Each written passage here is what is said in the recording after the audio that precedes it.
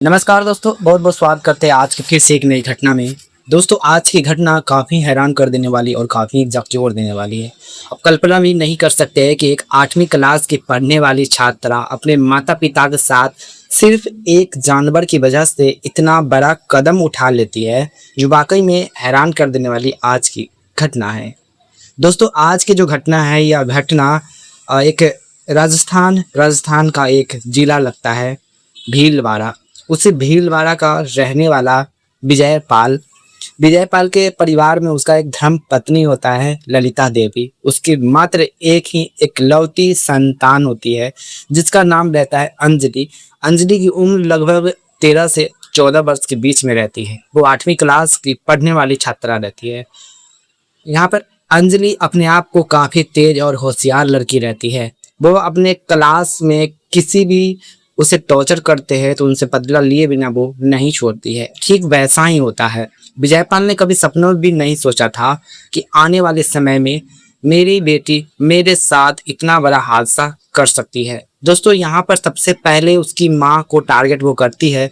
उसके बाद जब माँ को टारगेट करती है तो यहाँ पर विजयपाल को पैरों तले जमीन खिसक जाता है, लेकिन वो अपनी बेटी समझकर शांत रहता है। लेकिन आने वाले समय में विजयपाल के साथ भी होता है जब तो विजयपाल को भी पता नहीं चलता है कि अचानक से यह कैसे हो सकता है। दरअसल दोस्तों, यहाँ पर विजयपाल काम के सिलसिले में वो काफ़ी ही एक तरह से गरीब इंसान रहता है। मिडिल क्लास फैमिली का वो इंसान रहता है।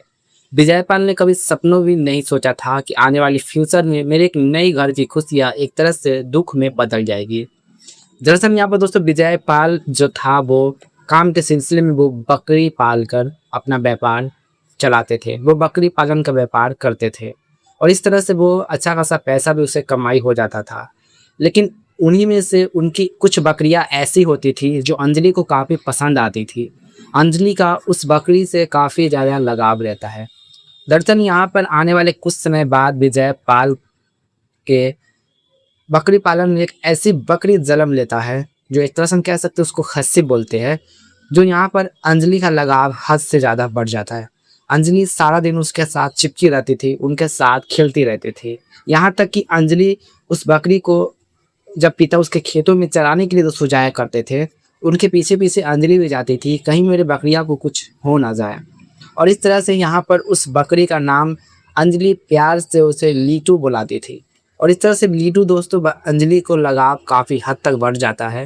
यूं ही लगाव बढ़ जाता है कि अंजलि जब सोती थी तो उनके साथ बकरियां को भी वो सुलाती थी। और इस तरह से दिन समय सब कुछ गुजरता रहता है, सब कुछ अच्छा खासा चलता रहता है। विजयपाल का व्यापार यहाँ पर काफ़ी हद तक आगे बढ़ता रहता है। वो खेतों में बकरियां चलाने के लिए जाया करता था। विजयपाल का डेली का काम रहता था। वो सुबह 5 बजे उठ जाता था। उठ जाने के बाद सबसे पहले वो बकरियों के लिए चारा लाने के लिए खेतों की तरफ चला जाता था। और इस तरह से बकरियों को चारा लाने के बाद वो बकरी को चारा खिलाते थे और इस तरह से उसका दिनचर्या कुछ इस तरह से चलता रहता था। शाम का वक्त होता था तो विजयपाल अपनी बकरी को एक तरह से टहलाने के लिए या खेतों में चराने के लिए वो ले जाया करते थे। उसी शाम के वक्त ही अंजलि विजयपाल अपने पिता के साथ वो खेतों की ओर जाती थी, क्योंकि उनका बकरी जिससे वहाँ पे ऋतु से उसका प्यार था वो कहीं कुछ हो ना जाए। लेकिन यहाँ पर दोस्तों दिन समय सब कुछ गुजरता रहता है। आने वाले समय में अंजलि जिस बकरी से प्यार करता था उस बकरी की कस्टमर आ जाता है। मतलब यहाँ पर विजयपाल के अक्सर उसके घर पर कस्टमर आया करता था। लेकिन यहाँ पर एक ऐसा कस्टमर आता है कि यहाँ पर अंजलि की जो बकरियाँ थी उस बकरी को वो कस्टमर काफ़ी हद तक पसंद कर लेता है, क्योंकि वो खस्सी काफ़ी तंदुरुस्त और काफ़ी रकम और मार्केट में उसका अच्छा भाव तय होता है। इस तरह से वो कस्टमर ने उसी बकरी को टारगेट किया जिस बकरी को अंजलि प्यार करती थी। दरअसल यहाँ पर पिछले भी महीने दोस्तों कस्टमर आया करते थे, लेकिन उसके पिता अंजलि की बकरी को नहीं बेचते थे। और इस तरह से महीना 2 महीना 3 महीना गुजर जाता है। अंजलि जिस बकरी से प्यार करती थी वो काफ़ी हेल्थी तंदुरुस्त बन चुकी थी। लेकिन यह कस्टमर ऐसा कस्टमर था कि वो उस बकरी के खातिर कुछ भी करने को तैयार हो जाते थे। दोस्तों, यहाँ पर विजयपाल को वो कस्टमर इतनी ज़्यादा रकम बता देते हैं जिससे यहाँ पर विजयपाल पैसे के लालच में इतना हद तक नीचे गिर जाते हैं कि आने वाले समय में उसका ज़िंदगी यूं ही दांव पर लग जाएंगे। दरअसल दोस्तों, यहाँ पर विजयपाल भी अंजलि को कोई भी काम करता, कोई भी बकरियाँ बेचता तो अंजलि से पूछा करता था। लेकिन इस बार वो पैसे के लिए अपनी बेटी से नहीं पूछा। लेकिन वो सौदा उस कस्टमर से जैसे ही कर देते हैं, करने के बाद जब अंजलि को पता चलता है, अंजलि को जब पता चलता है दोस्तों, तो अंजलि ऐसे कदम उठाता है बकरी के लिए अपने माता-पिता के साथ, जिसे सुनेंगे दोस्तों तो वाक़ई में हैरान कर देगी और झकझोर देगी आज की कहानी। दरअसल दोस्तों आज की कहानी में आगे बढ़ने से पहले ये वीडियो अभी तक लाइक नहीं किए हैं, तो यह वीडियो को लाइक करके चैनल को सब्सक्राइब ज़रूर करें। कमेंट बॉक्स में ये भी बताएं कि वीडियो आप दुनिया भर पे किस कोने से देख रहे हैं, और इस कहानी को पूरा अंत तक ज़रूर बने रहे कि आखिरकार आज की दुनिया में लोग कितना स्वार्थी हो गए हैं। मतलब अपने ज़रूरत के लिए कुछ भी किसी भी हद वो गिर जाते हैं। दोस्तों यहाँ पर भी भीलवाड़ा का रहने वाला विजय पाल काफ़ी ईमानदार और काफ़ी अच्छे इंसान रहते थे, और इस तरह से वो उसका ख़ानदानी ही नेचर जानवर पालन यानी कि बकरी पालन का था। उसका दादा परदादा भी बकरी पाल कर अपना घर चलाया करते थे। ठीक वैसा ही होता है, ख़ानदानी नेचर आगे चलता रहता है। विजयपाल के पिता के गुजर जाने के बाद सारा जिम्मेवारी विजयपाल ऊपर ही चला जाता है। विजयपाल जब कुमार थे तो वो बकरी पालन अपने पिता को काफ़ी हद तक अच्छा से संभालते थे। लेकिन आने वाले समय में उसके पिता के गुजर जाने के बाद विजयपाल सिर्फ अकेला ही रहता है, उनके घर में कोई नहीं रहता है, और सारा जिम्मेवारी बकरियां पालन का सब कुछ विजयपाल के ऊपर ही सर पर आ जाता है। विजयपाल बैठे बैठे सोचता है कि हम करें तो क्या करें।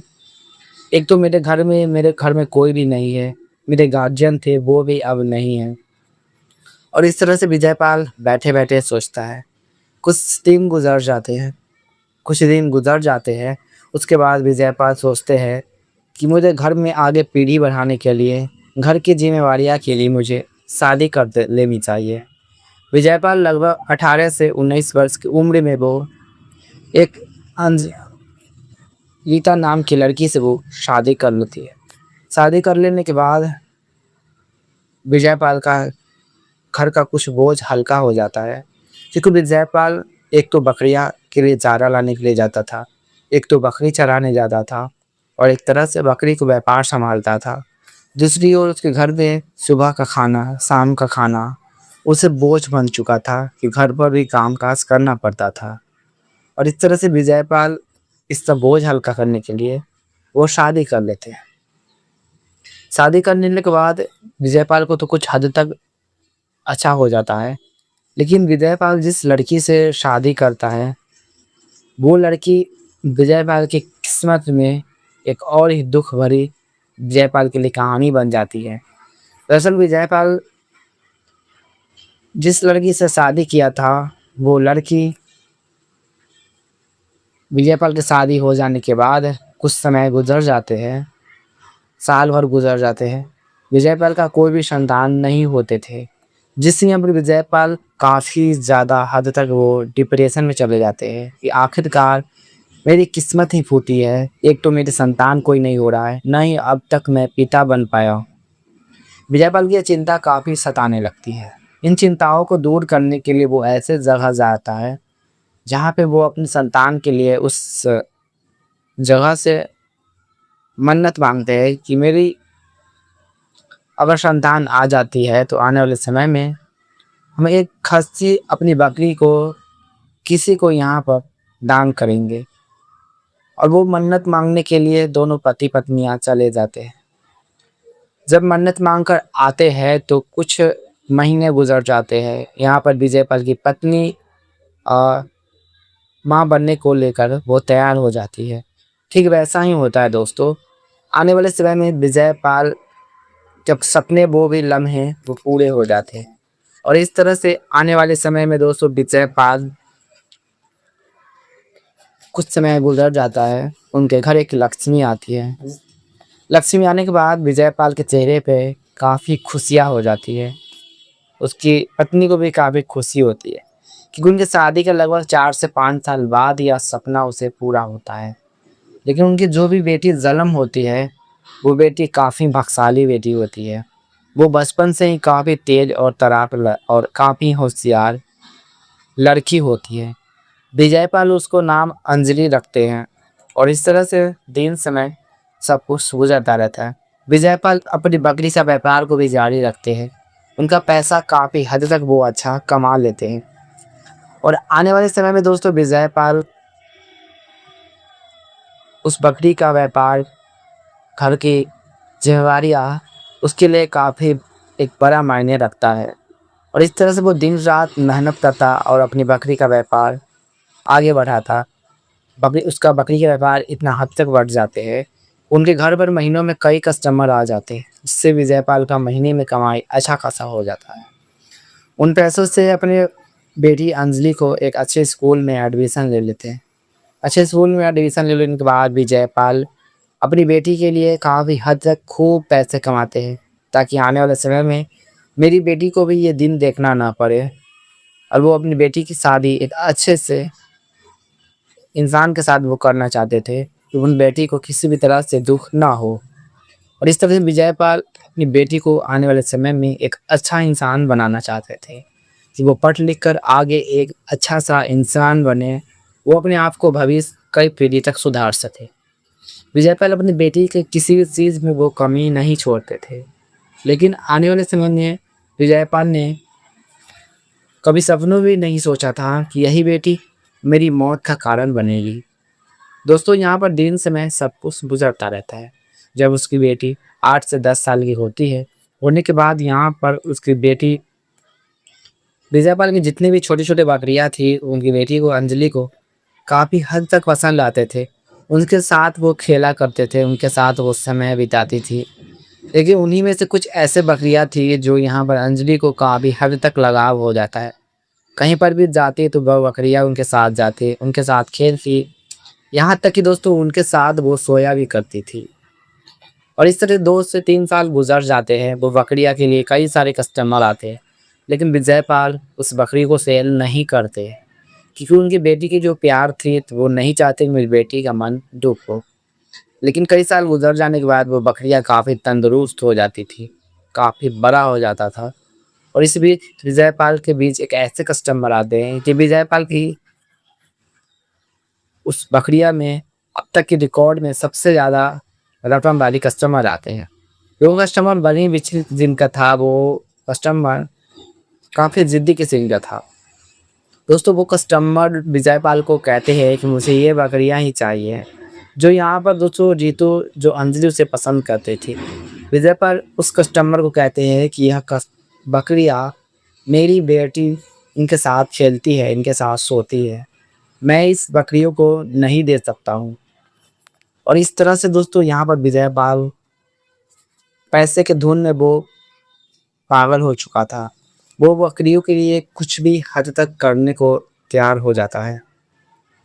वो कस्टमर पैसे के लालच देता है विजयपाल को, क्योंकि वो कस्टमर मन ही मन सोच रहा था कि अगर इस बकरी को हम बाजार में ले जाएंगे तो इसका रकम काफ़ी हद तक अच्छा मुझे मिल सकता है, इससे मैं कई गुना पैसा भी कमा सकता हूँ। और इस तरह से सब विजयपाल पैसे के लिए वो बकरियाँ को उस कस्टमर को दे देते हैं और उस कस्टमर को दे देने के बाद दोस्तों जब शाम का समय गुजरता है तो अंजलि उस बकरिया को पूजा करती है। विजयपाल डर के मारे अपनी बेटी से झूठ बोलते हैं। वो अपनी बेटी को कहते हैं, देखो अंजलि, हम बकरियाँ चराने के लिए गए थे, लेकिन तुम्हारे बकरी को किसी ने चोरी कर ली है। अंजलि को जब ये बात पता चलता है तो वो काफ़ी गुस्से में हो जाती है।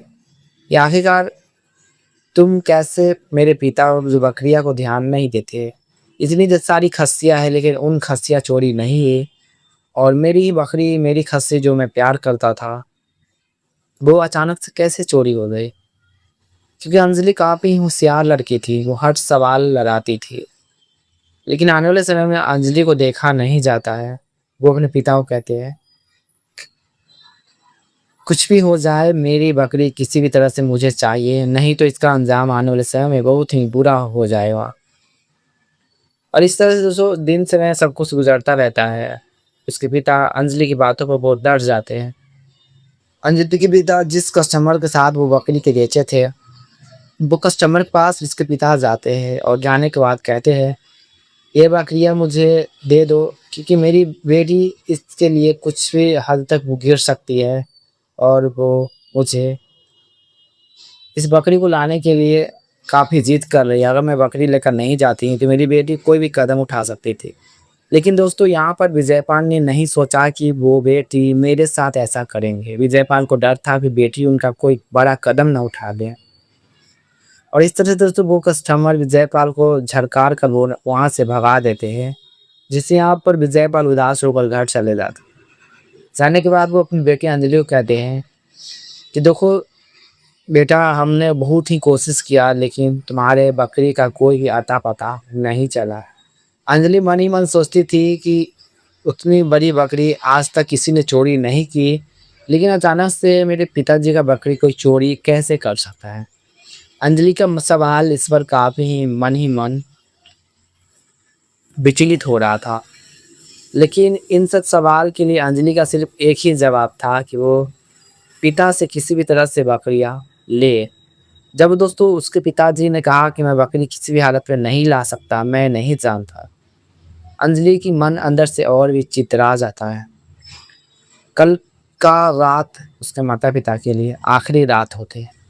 दोस्तों यहाँ पर सब कुछ ठीक-ठाक चल रहा होता है। उनके परिवार वाले अच्छे से खा पी रहे होते हैं और इस तरह से सब कुछ अच्छा खासा चलता रहता है। चलने के बाद अंजलि पूरी तरह से टूट जाती है। अंजलि को सबसे बड़ी गलती हो जाती है कि वो जिस माँ से प्यार करता था, उस माँ के साथ वो ज़िंदगी बिताना चाहती थी, लेकिन उन्हीं माँ के साथ वैसा हो जाता है अंजलि की गलती के कारण। दरअसल यहाँ पर रात को सभी लोग खाना बनाते हैं, खाना खाकर सभी लोग खाकर अच्छे से सो जाते हैं। सो जाने के बाद दोस्तों यहाँ पर लगभग 11-12 रात बज जाते हैं।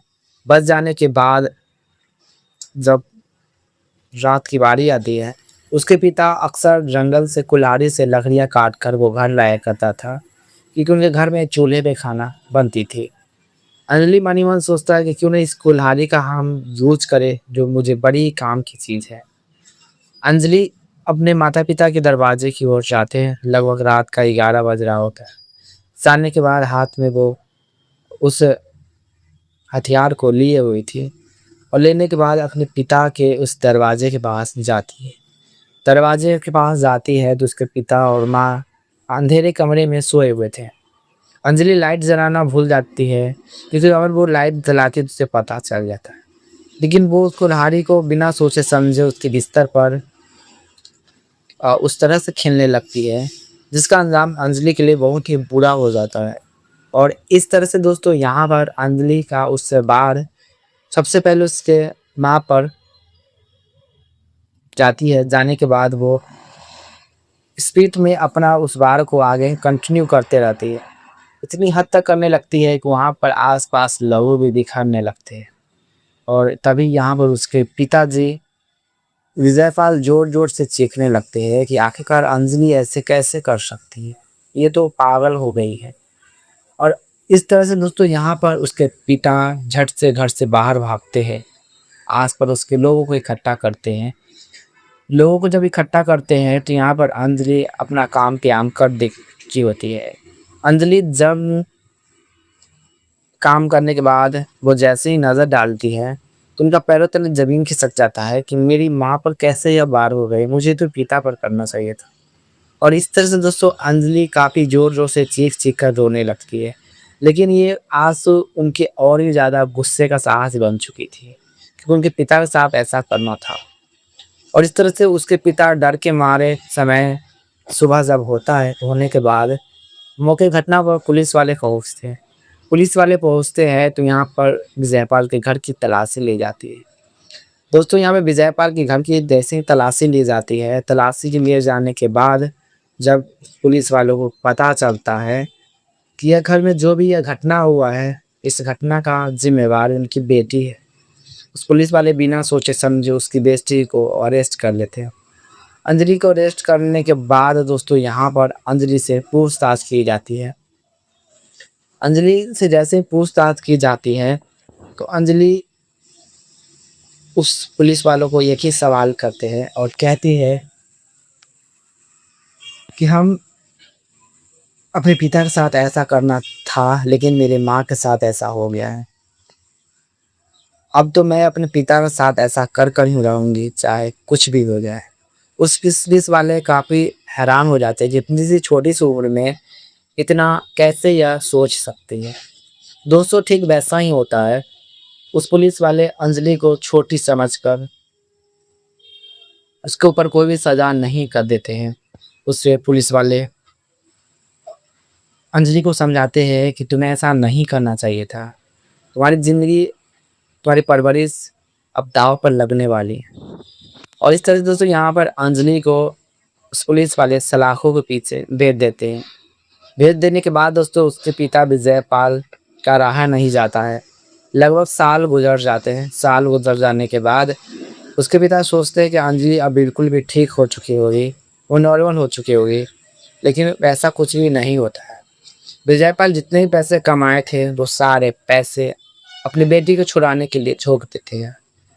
अगले साल उसकी बेटी जैसे ही पैसे झोंकने के बाद घर पर आते हैं। घर पर आने के बाद वो पल बुल्ला में उसे और भी सताते थे।